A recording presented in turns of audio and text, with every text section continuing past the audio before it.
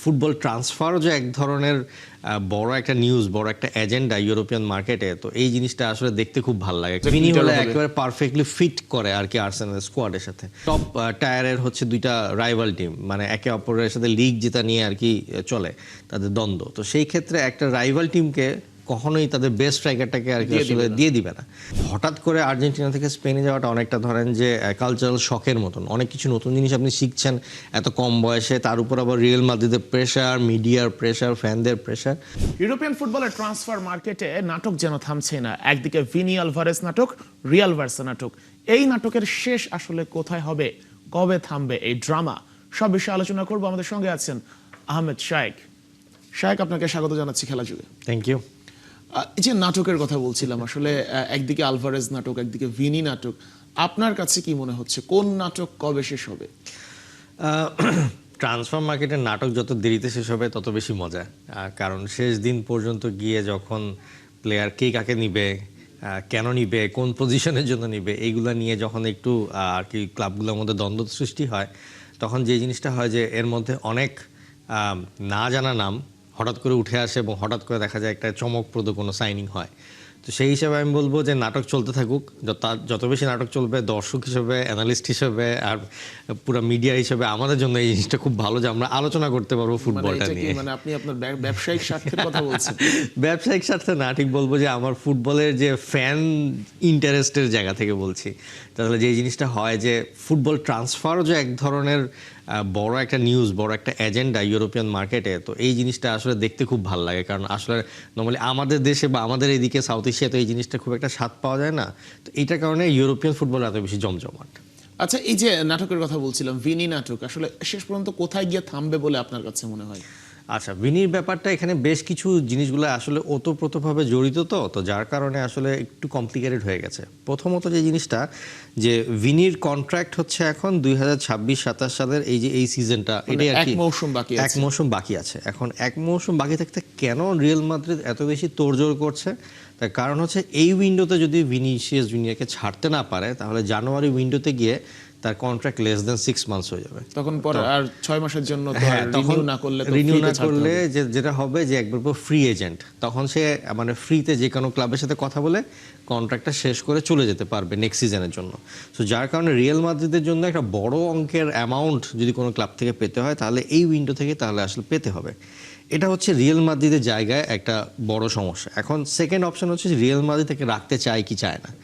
এখন বর্তমানে হচ্ছে ভিনিসিয়াস জুনিয়র রিয়াল মাদ্রিদে বাৎসরিক 17 মিলিয়ন ইউরোতে আর কি তার বেতন ঠিক আছে, এবং আপাতত ভিনিসিয়াস জুনিয়রের ডিমান্ড হচ্ছে 30 মিলিয়ন ইউরো, অলমোস্ট ডাবল। এখন রিয়াল মাদ্রিদ 22 মিলিয়ন পর্যন্ত তাকে অফার করেছে যে বছরে। এখন এই 22 থেকে 30 রিয়াল মাদ্রিদ যাবে কিনা বা ভিনিসিয়াস জুনিয়র নিজে কমাবেন কিনা, এইখানে আসলে আলোচনাটা আটকে আছে। কারণ যত বেশি 30-এর কাছাকাছি যেতে পারবে, এজেন্টের ফিওটা বাড়তে থাকবে, এজেন্টও এখান থেকে বেশি কামাতে পারবেন। তো এই কারণে এজেন্টের একটা ইন্টারেস্ট থাকবে যে এই বেতনটা যাতে আর কি 30 মিলিয়ন যায়। একটা কথা যদি বলি যে রিয়াল মাদ্রিদ তো আসলে ওই ধরনের নেগোসিয়েশনে খুব কমই যায়, রোনালদোকে পর্যন্ত ছেড়ে দিয়েছিল বেতন ইস্যুতে। তো সেইখানে কি আপনার কি মনে হয় মানে ভিনির ডিমান্ড শেষ পর্যন্ত ফিল আপ করবে রিয়াল? আমার কেন জানি মনে হয় যে এখানে যেহেতু 22-এ এসছে, আমার মতে সর্বোচ্চ 25 পর্যন্ত হয়তো যেতে পারে। কিন্তু একেবারে যদি জিনিসটা ডাবলের কাছাকাছি চলে যায়, তাহলে হ্যাঁ হয়তো ভিনিসিয়াস জুনিয়রকে সাইন করাতে পারবে, কিন্তু এটা একটা ব্যাড এক্সাম্পল সেট করবে বাকি প্লেয়ারদের জন্য। তখন দেখা যাবে যে স্কোয়াডের বাকি সবাইও আসলে একটু পারফরমেন্স করলে ডবল বেতনের জন্য আর কি ডিমান্ড করা শুরু করবে। সেটা তাদের ফাইন্যান্সিয়াল স্ট্রাকচারটা আসলে ব্রেকডাউন করবে। সো এদিকে আবার আরেকটা বড় ফ্যাক্টর হচ্ছে যে এবার রিয়াল মাদ্রিদের কোচ হচ্ছে হোসে মরিনহো, এবং হোসে মরিনহোর যে ধরনের খেলার সিস্টেম, সেই হিসাবে সে প্রথাগত একেবারে লেফট উইং, রাইট উইং এরকমভাবে প্লেয়ার নিয়ে খেলে না। সে ফ্রন্ট থ্রি এমনভাবে খেলায় যাতে প্লেয়ারগুলো নিজেরাই তাদের মধ্যে ইন্টারচেঞ্জ করে খেলতে পারে। তো এই ক্ষেত্রে এই সিজনে হয়তো এরকমও দেখা যেতে পারে যে এমবাপ্পে হয়তো একটু লেফট উইংয়ে খেলে কাটব্যাক করে একটু ভিতরে ঢুকবে। সো যার কারণে হয়তো এখানে যে জিনিসটা হবে যে ভিনিসিয়াস জুনিয়রের ওই রকম যে দরকারটা হয়তো আসলে প্রয়োজন পড়বে না। তো যার কারণে এখানে হয়তো চেঞ্জ করতেও পারে শেষ মুহূর্তে, এটাও একটা ফ্যাক্টর হয়ে দাঁড়াতে পারে। আবার অন্যদিকে যে জিনিসটা আর কি রিপোর্টে দেখছিলাম যে আর্সেনালকে নিয়ে কথা হচ্ছে, তার কারণ হচ্ছে যে আর্সেনালের যে লেফট উইঙ্গার ছিল, এখন এই গত সিজনে তারা যে চ্যাম্পিয়ন হলো লিগে, তাদের বেসিক্যালি লেফট উইং থেকে খেলেছিল হচ্ছে বেলজিয়ান যে লিজান্ড্রো ট্রসার্ড আর একজন হচ্ছে মার্টিনেলি বা টসার্ডি আর কি বেশ বলতে গেলে আর কি সময় পুরাটা খেলতো, মার্টিনেলি একটু চেঞ্জিং এ আসতো আর কি। হ্যাঁ, এখন টসার্ড চেঞ্জ করে চলে গেছে হচ্ছে বেসিকটাসে, যে কিনা গ্যালাতাসারাইতে। এখন ওইরকম ভাবে একবারে আউট অ্যান্ড আউট উইঙ্গার আসলে আর্সেনালের একজন দরকার লেফট উইংয়ে, যেটা কিনা আর্সেনালের এই মুহূর্তে নাই। আর ভিনি হলে তো নিশ্চয়ই প্রজেক্ট ভিনি লিডার হলে হবে। একেবারে পারফেক্টলি ফিট করে আর কি আর্সেনালের স্কোয়াডের সাথে। সো যার কারণে আর্সেনালের এখন যদি দেখেন যে এই সিজনে যদি তাদের আর কি পুরাটা চিন্তা করা হয়, তারা লিগ জিতে গেছে, এখন তাদের নেক্সট অধরা স্বপ্নটা হচ্ছে চ্যাম্পিয়ন্স লিগ জেতা। তো সেটার জন্য থেকে আপনাকে স্কোয়াডটা ওই লেভেলে নিতে হবে। সো এই মুহূর্তে আসলে আর্সেনাল দুইটা প্লেয়ারের সাথেই কথা বলছে, এক হচ্ছে ভিনিসিয়াস জুনিয়র আর একটা হচ্ছে তারই সতীর্থ ব্রুনো গ্যামিরেজ।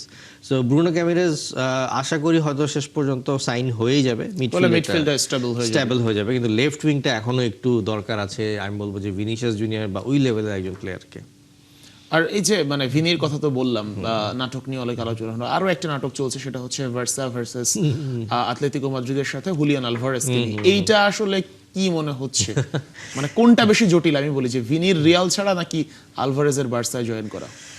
আমি বলবো এই ক্ষেত্রে আলভারেজের বার্সা জয়েন করাটা একটা একটু কঠিন হবে, মানে কঠিন বলে অনেক কমপ্লিকেটেড, তার কারণে একসাথে অনেক কিছু জিনিসগুলো আসলে ইন্টারকানেক্টেড। এখন ইন্টারকানেক্টেড কিভাবে, যে আপনার ইংলিশ প্রিমিয়ার লিগে আপনি চাইলে একটা প্লেয়ারকে ঠুস করে সাইন করিয়ে নিতে পারেন, কিন্তু লা লিগার ক্ষেত্রে অনেকটা একটা প্লেয়ারকে ছাড়তে হয়। হ্যাঁ, ফাইন্যান্সিয়াল একটা ব্যারিয়ার থাকে, প্লাস আপনার একটা প্লেয়ারকে ছাড়তে হয় আর একটা প্লেয়ারকে কিনতে গেলে স্কোয়াডের ওই ব্যালেন্সটা রাখতে হয়, ওইটা একটা নির্দিষ্ট নিয়ম আছে লা লিগার।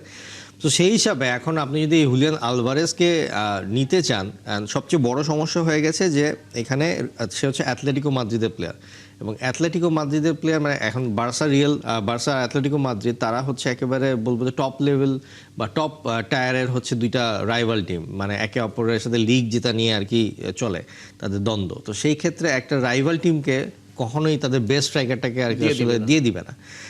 কিন্তু এখানে ব্যাপার হচ্ছে বার্সেলোনার কাছে আছে আবার ফেরান টরেস। সো ফেরান টরেসও আবার যদি থাকে, তাহলে সেই ক্ষেত্রে হুলিয়ান আলভারেজ আসলে জিনিসটা এক ধরনের নেগোসিয়েশন, একটা ঝামেলা তৈরি হবে।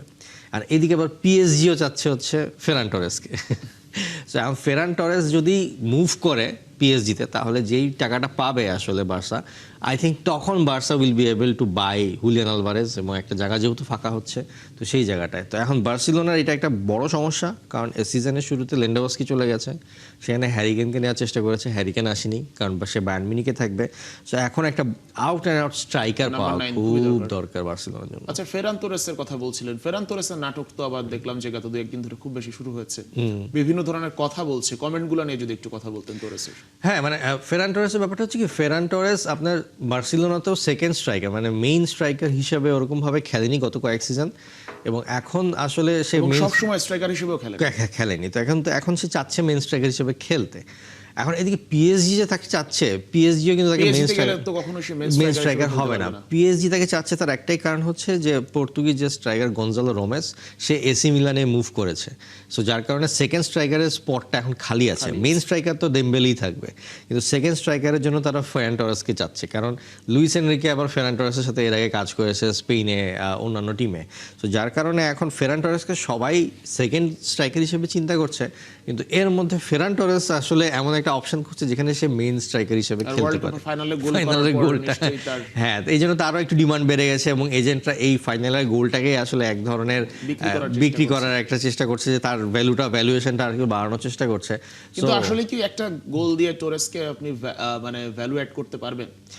ধরেন এই ফুটবলের যে ট্রান্সফার মার্কেটে একটা গোল, হ্যাঁ, একটু হলেও একটু ভ্যালুয়েশন অ্যাড করে, যে একটা প্লেয়ার মানে ওই রকম ফাইনালের মতন একটা জায়গায় যখন আপনি বারবার ওই গোলটা প্রদর্শিত হচ্ছে, বা ওই প্লেয়ারের যে ওই সময় গোল দেওয়ার যে একটা এবিলিটি তৈরি হয়েছে, এবং সে যে গোল দিয়ে পুরো স্পেনকে জিতিয়ে নিয়ে এসছে, তার ভ্যালুয়েশন আগের থেকে অবশ্যই বাড়বে।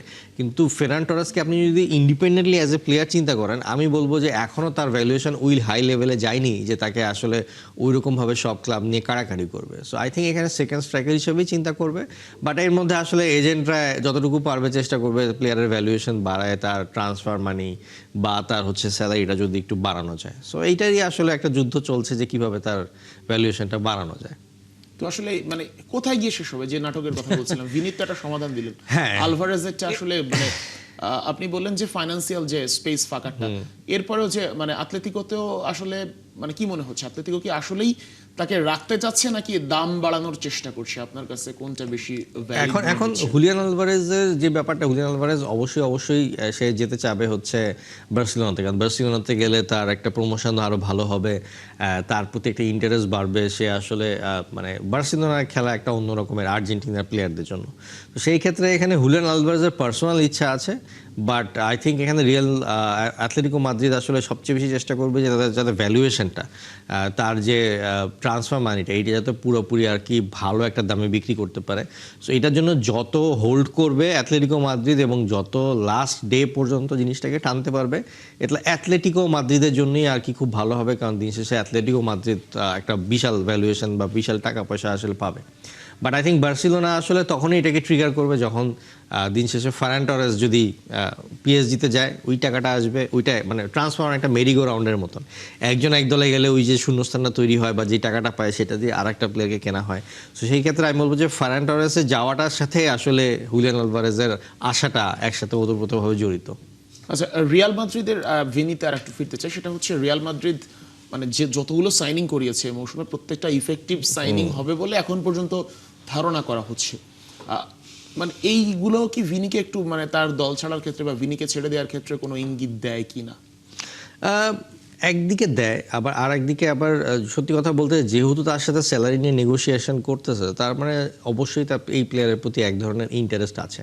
বাট যে জিনিসটা হয়, যখন একটা নতুন কোচ আসে তখন একটা নতুন ধরনের সেট অফ মাইন্ড নিয়ে আসে, নতুন সেট অফ গেম প্লে নিয়ে আসে। এখন ভিনি কি হোসে মরিনোর যে একেবারে এফেক্টিভ ফুটবলের প্রতি সে একবারে নিবেদিত হয়ে সেভাবে সে তার পজিশনিং বা খেলার ধরন চেঞ্জ করবে কিনা, এই জিনিসটা আসলে ভিনিকে ডিসাইড করতে হবে। এখন যেহেতু ভিনির সামনে একটা অপশন ক্রিয়েট হয়েছে, আই থিঙ্ক এখন সে হয়তো এটাও চিন্তা করতে পারে যে প্রিমিয়ার লিগে গেলে কিন্তু আবার একটা প্লেয়ারের যে ভ্যালুয়েশন বা প্লেয়ারের প্রতি যে মানে পুরা দর্শকদের যে একটা নজর, এটা কিন্তু আবার অনেক বেড়ে যায়। আপনি রিয়াল মাদ্রিদের চেয়েও বেশি, আমি বলবো কোনো কোনো ক্ষেত্রে রিয়াল মাদ্রিদ থেকেও বেশি, কারণ সবচেয়ে বেশি লিগ এর ম্যাচ দেখা হয় পুরো ওয়ার্ল্ড ওয়াইড হচ্ছে প্রিমিয়ার লিগ। সো প্রিমিয়ার লিগে একটা প্লেয়ারের যে খেলা, সেটা তার পার্সোনাল প্রোফাইলটাকে অনেক বেশি উন্নত করে। যদিও রিয়াল মাদ্রিদ অবশ্যই একটা বড় ক্লাব, কিন্তু ওই যে সবাই কিন্তু স্প্যানিশ লা লিগাটা ওভাবে দেখে না, কিন্তু বিশ্বজুড়ে সব দেশই কিন্তু প্রিমিয়ার লিগটা দেখে, এবং সেক্ষেত্রে আর্সেনালের খেলা তখন মানুষজন আরও নিয়মিত দেখা শুরু করবে, ধরেন রিলস আরও বেশি শেয়ার হওয়া শুরু করবে, তার জন্য অনেক রকমের ব্র্যান্ডিং এন্ডোর্সমেন্ট আরও বেশি বাড়বে ইংল্যান্ডে গেলে, কারণ সে এখন ওয়ার্ল্ডের ওয়ান অফ দ্য টপ প্লেয়ার্সের মধ্যে পড়ে। সো সে যখন ওই লিগে যাবে, সো অবভিয়াসলি লিগও চেষ্টা করবে তাকে ওরকমভাবেই আর কি সাদরে গ্রহণ করার। সো এই ক্ষেত্রে হ্যাঁ, হয়তো তার ক্লাব অ্যাসপিরেশনের দিক থেকে হয়তো সে রিয়াল মাদ্রিদের মতন বড় ক্লাবে খেলবে না, কিন্তু অ্যাজ এ পার্সোনাল প্রোফাইল তার এখন যে 26 বছর বয়স, তার নেক্সট 4 বছর হয়তো সেরকমই কাটবে, যে অনেক বেশি প্রমোশন, অনেক বেশি ভ্যালুয়েশন, এগুলোর উপরে আর কি। তার মানে আপনি বলতে চাচ্ছেন যে আর্সেনালে গেলে ভিনির মানে এখনের চেয়ে আরো বেশি মানে অর্থনৈতিক লাভটা আরো বাড়বে? অর্থনৈতিক অ্যাজ এ প্লেয়ার স্যালারি বা প্লেয়ারদের ওই ব্যাপারগুলো হয়তো বাড়বে না, কিন্তু অন্যান্য যে ব্র্যান্ড এন্ডোর্সমেন্ট বলেন বা হচ্ছে ইমেজ রাইটসের যে ব্যাপারগুলো বলেন, তো সেইগুলো আরও বেশি বাড়বে। এবং মানে যত বেশি আরও বড় বড় ব্র্যান্ড হয়তো তার সাথে যুক্ত হওয়ার চেষ্টা করবে, যেগুলো কিন্তু ব্রিটিশ ব্র্যান্ডগুলো যেগুলো আছে, যারা কিনা অনেক বেশি ইনভেস্ট করে, তো সেই ক্ষেত্রে একটা জিনিস বাড়বে। আর প্রিমিয়ার লিগের যেসব নিয়মকানুন আছে, এইগুলোর মধ্যে দিয়ে প্লেয়ারদের ইমেজ রাইটস বা ভিডিও রাইটসের থ্রুতে তারা আরও বেশি আর্নিং করার একটা সুযোগ পায়। আর অবভিয়াসলি যেহেতু পাউন্ডে সে কামাবে, সো অবভিয়াসলি এটার প্রতি আরেক ধরনের এক্সট্রা ফ্যাক্টর তো সে থাকবেই, সেখানে আরও বেশি কামাবে কনভারসেশনের থেকে, কারেন্সি কনভারসেশনের দিক থেকে। আচ্ছা, রিয়াল মাদ্রিদ আর একটু ফিরতে চাই। সেটা হচ্ছে মানে দীর্ঘদিন ধরে একটা আলোচনা ছিল যে মানে রিয়াল মাদ্রিদে অনেক দিন ধরে আর্জেন্টাইন কোনো ফুটবলারকে দেখা যায় না। এর মধ্যে আবার নিকো পাজ চলে গেল, মাস্তান্তুনোকে আনার পরে অনেক বেশি আলোচনা হয়েছিল যে এবার দেখা যাবে, কারণ মাস্তান্তুনো লিগে অনেক ভালো করছিল, তাকেও আবার লোনে পাঠাতে হলো বা ছেড়ে দিতে হচ্ছে আপাতত। মানে কেন আসলে মাস্তান্তুনোর ডিলটা বা মাস্তান্তুনোর ব্যাপারটা আপনি কিভাবে দেখছেন? না, আসলে আমি বলবো যে মাস্তান্তুনো আসলে খুবই এখনো বয়স অনেক কম, তার বয়স মাত্র 18 এখন এই মুহূর্তে, এবং আসলে 18 বছর বয়সী একটা প্লেয়ারের হুট করে এত বড় ক্লাবে গিয়ে ধাতস্থ হওয়াটাও আসলে অনেক বড় একটা ফ্যাক্টর। যদি এরকম হতো সে রিয়াল মাদ্রিদের একাডেমি থেকে উঠে এসেছে, তার জন্য হয়তো অ্যাডাপ্ট করাটা অনেকটা ইজি হতো। বাট হঠাৎ করে আর্জেন্টিনা থেকে স্পেনে যাওয়াটা অনেকটা ধরেন যে কালচারাল শকের মতন, অনেক কিছু নতুন জিনিস আপনি শিখছেন এত কম বয়সে, তার উপর আবার রিয়েল মাদ্রিদের প্রেশার, মিডিয়ার প্রেশার, ফ্যানদের প্রেশার। সো আমি বলবো অনেক ক্ষেত্রে হয়তো মেন্টালি সে জিনিসগুলো হবে, সাইকোলজিক্যালি আর কি জিনিসগুলোকে নিতে পারেনি। বাট এখন তাকে চিন্তা করা হচ্ছে, এবং তাকে যেটা করা হচ্ছে যে তাকে কিন্তু সরাসরি যে বিক্রি করে দেওয়ার চিন্তা করা হচ্ছে না, তাকে লোনে পাঠানো হচ্ছে। হ্যাঁ, ফিওরেন্তিনা এখন পর্যন্ত ইন্টারেস্টেড আছে। তো ফিওরেন্তিনা যদি যায় তাহলে আমার মনে হয় যে সেখানে এসে একটা ভালো একটা স্পেস পাবে। ইটালিয়ান লিগে সে হচ্ছে যেহেতু একটু ডিফেন্সিভ খেলা হয়, সে যেহেতু অ্যাটাকিং মিডফিল্ডার, সে আর একটু ফ্লারিশ করার চেষ্টা করবে। এবং আর্জেন্টাইনদের রেকর্ড ইতালিয়ান লিগে ভালো, বেশ ভালো। আমরা সবসময় জানি যে আপনার বাতিস্তুতা বলেন বা অন্যান্য যেসব আর্জেন্টিনা ফিওরেন্তিনা খেলেছিলেন, সো যার কারণে ফিওরেন্তিনা গেলে ওই আর্জেন্টাইনদেরকে সাদরে গ্রহণ করার যে এক ধরনের ব্যাপারটা আছে, সেটা আসলে ফিওরেন্টিনার ওই দলটার আছে, ওই শহরটার আছে। সো আই থিঙ্ক ওইখানে গেলে সে একটু ভালো ডেভেলপ করে আবার ফেরত আসলে ভালো হবে। থ্যাংক ইউ আহমেদ শেখ, আজকে আমাদেরকে এখানেই শেষ করতে হচ্ছে। জি, থ্যাংক ইউ। দর্শক, কথা বলছিলাম ফুটবল অ্যানালিস্ট আহমেদ শেখের সঙ্গে, এবং ইউরোপিয়ান ট্রান্সফার নিয়ে বেশ অনেক আলোচনাই হয়েছে, যেগুলো আসলে দরকার ছিল।